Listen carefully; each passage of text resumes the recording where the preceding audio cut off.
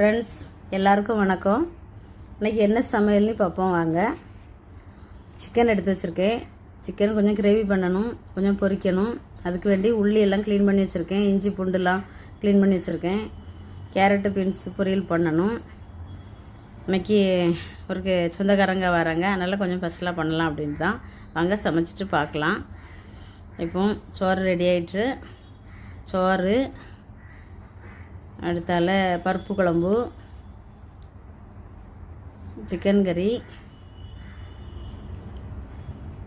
ரசம், chicken பொரிஞ்சிட்ருக்கு, கொஞ்சம் பொரிக்கணும். ஒரு பொரியல் வச்சுருக்கேன்.